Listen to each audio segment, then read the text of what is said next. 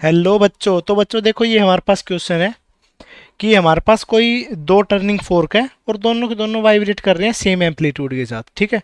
पर जो फ्रीक्वेंसी है, फ्रीक्वेंसी फर्स्ट की है डबल फ्रीक्वेंसी ऑफ सेकंड। तो फ्रीक्वेंसी फर्स्ट की मान लेते हैं F1, जो है हमारे पास 2 टाइम्स है F2, ठीक है। दूसरे की फ्रीक्वेंसी को हमने F2 मान लिया, ठीक है।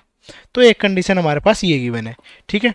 तो हमसे पूछा गया है कि कौन सा फोर्क हमारे पास मोर इंटेंस साउंड प्रोड्यूस करेगा, ठीक है। इंटेंस हमारे पास डिपेंड करता है इंटेंसिटी पे, और इंटेंसिटी हमारे पास डिपेंड करती है एम्पलीट्यूड पे, ठीक है बच्चे।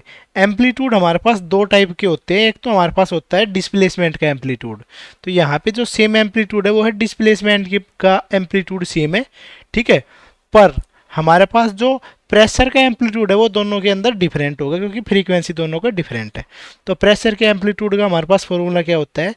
P naught is equal to B omega S naught upon V.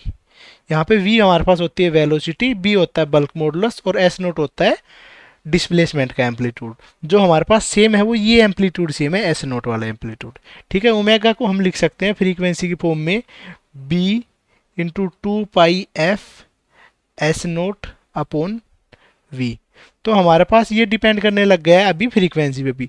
तो प्रेशर का अगर एम्पलीट्यूड हमारे पास फ्रीक्वेंसी पे डिपेंड करता है, तो हमारे पास इंटेंसिटी क्या डिपेंड करती है? इंटेंसिटी डिपेंड करती है प्रेशर के एम्पलीट्यूड के स्क्वायर पे, ठीक है। तो इंटेंसिटी हमारे पास डायरेक्टली प्रोपोर्शनल हो गई है फ्रीक्वेंसी के स्क्वायर के। तो जिसकी फ्रीक्वेंसी ज़्यादा है उसका इंटेंसिटी ज़्यादा होगी।